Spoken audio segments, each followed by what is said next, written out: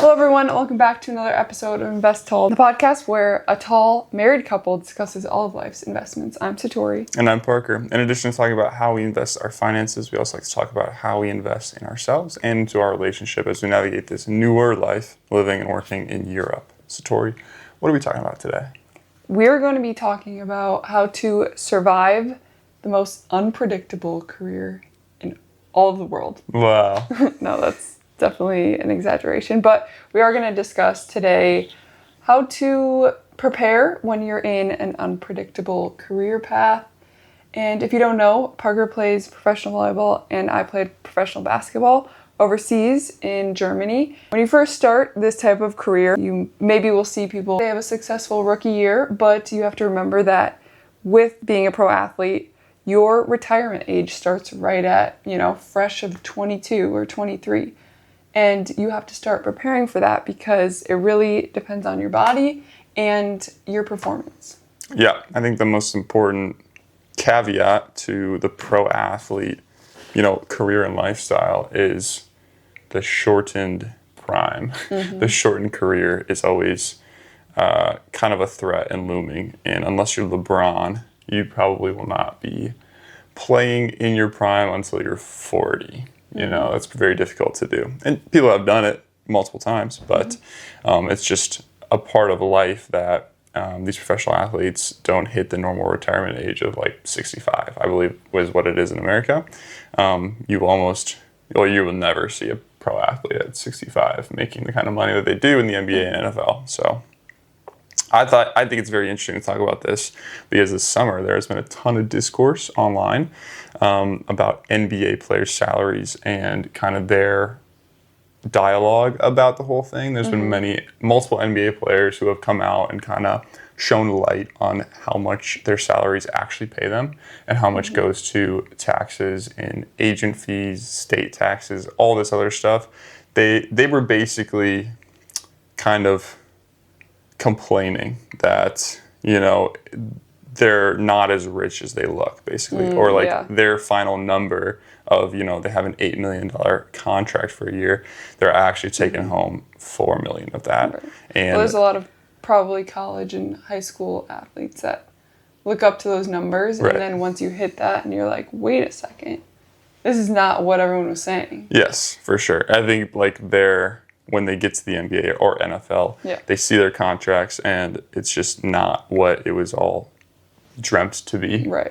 But then when they say that online, I think the general public sentiment and middle class discourse is kind of like, hey, you're still making like 50 times as much as I'm making in my 9-to-5 job or whatever it is, or retail job. You can't be complaining about your salary if it goes from 2 million down to 1 million, per year. It's just kind of like a first world problem. So, we are professional athletes who are not making millions of dollars a year on our contracts. It's a whole different ballpark in the US than it is here, but we can shine a little bit of light on what it's like because there's a lot of different nuances and unique issues that you have to navigate as a professional player versus, a more secure 9-to-5 job that's paying you bi-weekly or maybe, monthly, and you kind of have a little bit more job stability. So there are some issues, and this is definitely not us complaining. We're very lucky to be playing no matter how much money we get paid. I think it's nice just to play the sports that we love. But it's a unique job title. For sure. I think the first point that we want to discuss is the payment schedule and how that relates to some uncertainty or just different ways that you have to think about your future investments. Yeah. Like for NBA and NFL players, I think it's interesting their payment schedules are different, just like it is here in Germany. So each league, no matter, what the sport is, will have a different set of rules that they have that relates to payments, unions, benefits, all those things. So for NFL and NBA, they're W-2 employees, but their payment schedules are different. NBA players are paid bi-weekly throughout the entire year, and they have longer seasons. NFL players are only paid during their season, and they're paid weekly. Okay? Wow. And the interesting thing is NFL contracts are almost never fully guaranteed versus NBA contracts are almost always fully guaranteed. So in the NBA, you sign a deal, and if it's 3 years, you get injured 2 years in, you still get paid for that last year because you already signed the contract, it's fully guaranteed. Many times in the NFL, if you get injured or cut, most of that money is forfeit in your contract. You're not getting paid that. They'll only guarantee maybe the signing bonus. That's pretty much it. So NFL players really fight to get guarantees within their contracts for those reasons. It's also way easier to get injured in the NFL. So I thought that was interesting. Yeah. Our contracts are different because it depends on the country and if you're a more socialist society or not. Germany is nice because they have so many federal benefits when it comes to injured pay, sick pay, even like maternity leave and things like that. When these things happen to us, if I get injured, usually I can still count on part of my contract being paid out. Yep. Maybe it's not the full thing, but it's part of it. I know that if I went to some other volleyball leagues in Europe, a lot of the times if you get injured and it's early in the season, they can just cut you. And there's usually a clause in your contract that they don't have to pay out the rest of the contract. Yep. And you're kind of just on your own. So it really just depends on what league you're in, what country, what the federal government is like. It's all very dependent. But on top of that, the most important thing that I want to look at is an NFL season is 3 to 4 months. The actual schedule in comparison. Right. The NFL season is 3 to 4 months, and that's when they get paid. Right. And then the rest of the year, possibly up to 8 months, 9 months, they get no pay, which is very interesting unless it's written into their contracts. NBA players, yes, they get paid throughout the whole year, but we experience this. It's basically like a lump sum within that smaller month period. But yeah, for us, we experienced our first off season after our first season of volleyball and basketball. Yep. And Satori and I went back to the States, and we had a 3-month period of no income. Yeah, so it's usually about 9 months that the season would be that you're getting paid over. Yep. So it's like usually 8 to 10 months is written in your contract of payments, you know, and then once those 8 to 10 months are over, you don't get paid anymore. Yeah. So we had to navigate budgeting and planning for those down periods. And I'm sure in the NFL it's even more difficult because you get huge sums of money in a very short amount of time. Yep. And if you do well and if it's all guaranteed and you get paid out, you have to make that stretch for the rest of the year, for the rest of the off season. And you know, it sounds easy when you're getting paid that much money, but I'm sure it's much harder on paper. I mean, it's also easier to spend more when you see more. 100%. So. If I'm getting paid like, you know, $1 million a week because I'm only getting paid for 12 weeks, I would want to spend a lot more money. Yeah. So I think it's also interesting. NFL and NBA players get taxed in each state that they play in. Like if they have a game there? Yep. What? If they just have one game in a different state, they have to pay and file state taxes there. Interesting. Yep. I would not have. So many NBA players will file up to like 22 tax forms to those 22 states. Yeah.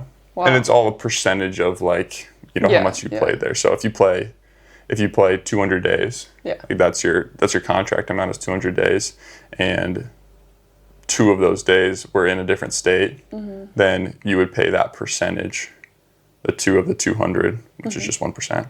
You'd pay 1% of your salary there in that state for state taxes.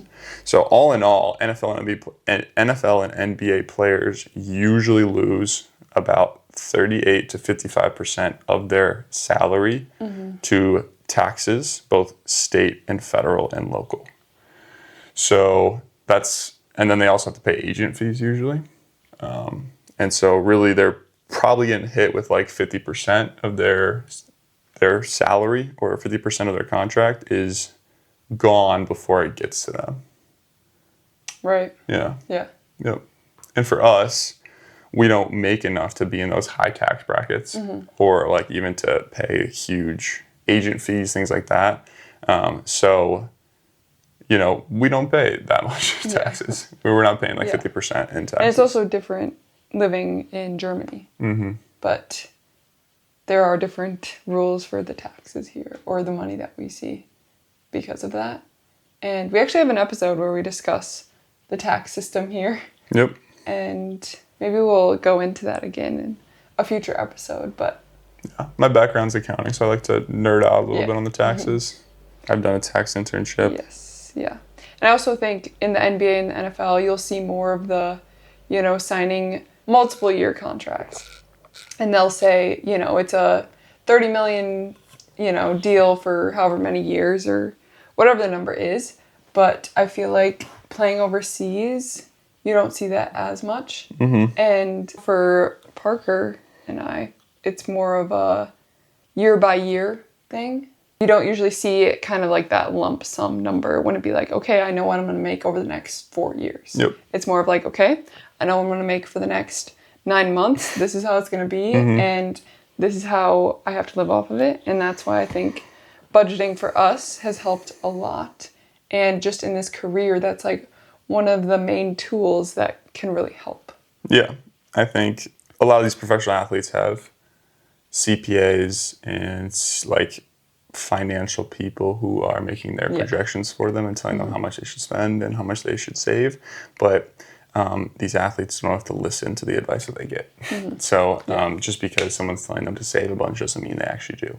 And you could think that, you're just going to be getting huge NBA contracts forever, but anything can happen. And so that's something that we've been faced with. It's like, I know that this can't be a full career in the sense of going to 65 and retiring for us, because your bodies just usually give out and can't perform at the highest level before that. Some guys make it longer than others, but with such like a volatile and uncertain aspect of our careers, it really is super unpredictable. And like that shows up in the data from the NFL and NBA. Like the average time that a player spends in the NFL is just under 3 years. And the NBA is a little longer, but the NFL is so physically demanding that a lot of guys are in and out very quickly. Mm-hmm. And all those big contracts aren't guaranteed. So they come out of the NFL with a sum of money that is not sustainable. And they have to then find a different career or find a way to make that money stretch and work for them until they are 65 and they can retire. Yeah. So it's very interesting. And the NFL and NBA both have pension plans, and they have like 401k type plans that you can buy into, but there's usually a minimum number of years you have to be in it, usually about like 3 years.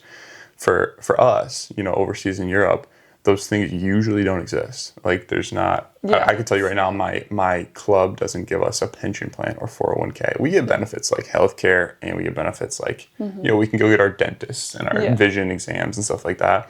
But it's not like there's unions like there is in the U.S. to help, mitigate and navigate all those different benefit plans from the employers. I'm not a W-2 employed person, kind of. It's a lot different over here. So there's just so much more that is put on us to plan for the future than maybe an NBA or NFL player who has a little more room for error just because of the size of their contracts. Mm-hmm. And I think that's also why our budgeting tool, or just like we do use a budget template that we've told you guys about before. But even if you're not a professional athlete and you're in like a uncertain or unpredictable career path, such as social media, which is also something that I do that's very unpredictable as well. So learning how to navigate that with being professional athletes, it's very similar. But if you find yourself doing that as well, or you are a professional athlete listening or watching this, you can go use the same exact template that we use that's been helping us.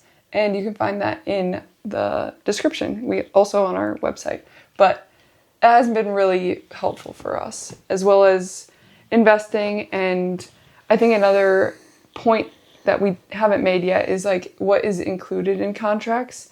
And especially when you play professionally overseas, there's usually apartment or living as well as car included. Not always car, and also for women's basketball, that's a little bit, less certain that you would get that in your contract sometimes, or you'll have to share a car, especially for your first year. Share an apartment too. Or share an apartment, yep.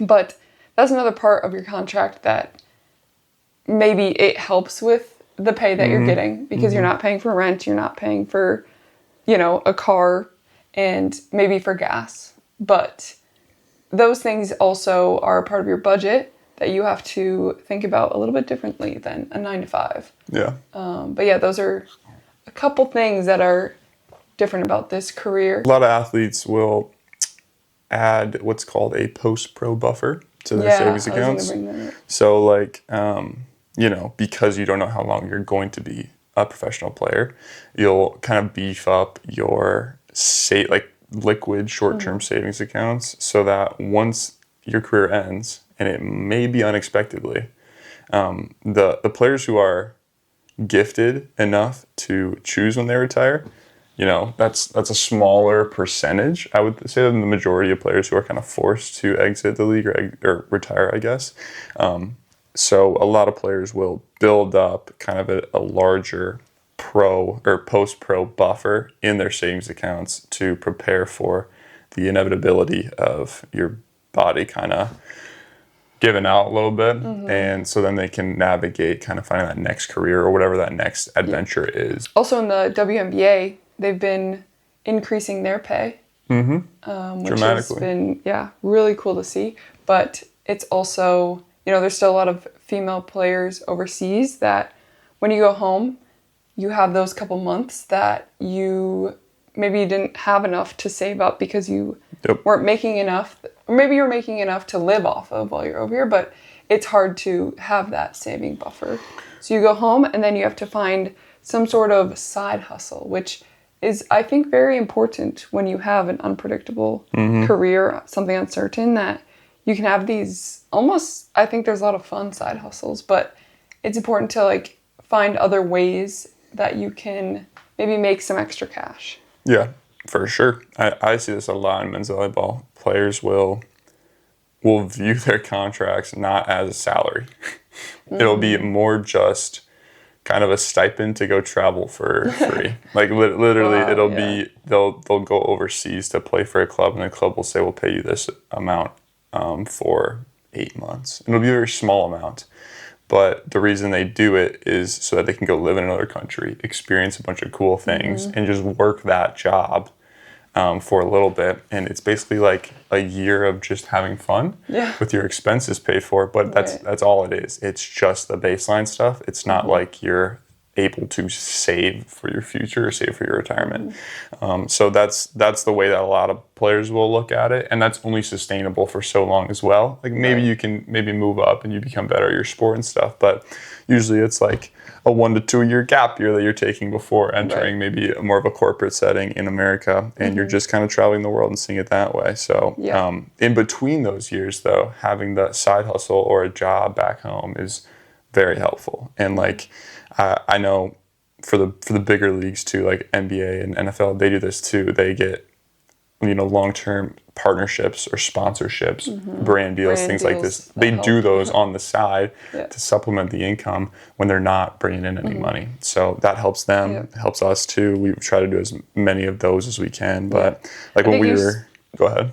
We tried out DoorDash, and Parker was doing that a lot this summer, and I think it's also if maybe you do have enough to live off of, or you've saved up enough, but it can also be... I'm addicted to the grind. I would say it can be a good way to spend some time and then also make money. Yeah.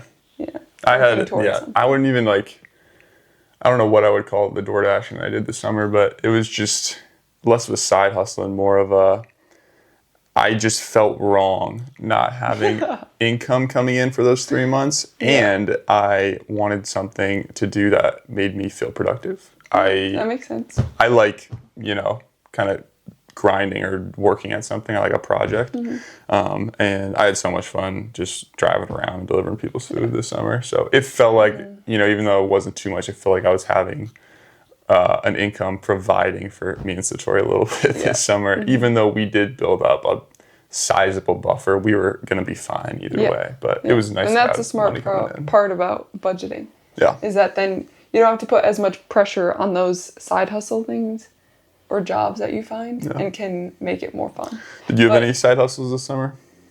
Sometimes I view my social media as just a side hustle. Right.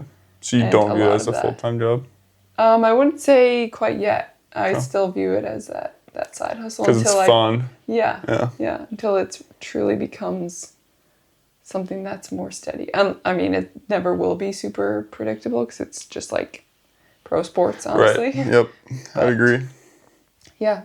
Yeah. I also like did a volleyball camp and was interested in coaching volleyball lessons. It was difficult because I was injured the whole summer, but you know, these are things that people from any sport will do when they have a little bit of an off season. Is they'll you know, maybe give back to the sport by coaching up younger kids, doing volleyball camps, doing volleyball lessons, things like that in their hometown area. And that's also, you know, usually it's great to do it for the community, but it's also lucrative too sometimes. Right. So I thought that was really cool that you did that. I had a blast. You should do it again. I would if I'm back in Madison for a summer. I would do more, you know, because I had a fun time doing the camp. I think it's also like for me, the like brand partnerships or that I view more as the side hustle part of social media. I was just thinking about right. That's the side like hustle. A separate part of it. Yeah. But the actual part is more like I can be consistent with posting or like even our podcast and stuff like that. I have noticed too, like the off season was when we were back in the States, and we've been back in Germany for about a week now, and I've seen that you've been invigorated a little bit when it comes to posting and making content. It feels like in the same way that when I go to Germany, I start working, and when I go to the States, I'm not working. Satori kind of somehow unconsciously also felt that way, because when we entered back in Germany, it was like, all right, let's make some content. Yeah. It's also being somewhere new, or it's not even, we're back in the same place, but being back somewhere in the summer that we haven't experienced, it's like I want to record everything and just, you know, share it because those are good memories. And my professional athletes that watch this, you are probably few and far in between, but if you ever want to talk or need advice or want to give us advice on how to better manage the finances in, you know, more unpredictable part of this job, please let us know. Comments, DM us, whatever it is. And to everyone else who maybe can't relate as much with like a high paid NBA or NFL player, hopefully this is a small little bridge, a little bit of perspective into their lives and our lives too. And especially to all the female athletes out there, keep grinding. Make it easier for the future of female sport. Okay, thank you guys so much for listening. We hope to see you in our next week's episode. Don't forget to like, comment, and subscribe. And we're dropping 2 videos per month that only members can see. So don't forget to join our channel membership, as well as we might be doing some lives. We want to hear from you on what you guys want to hear. So comment that, and we hope to see you next week. Life short. Stay tall.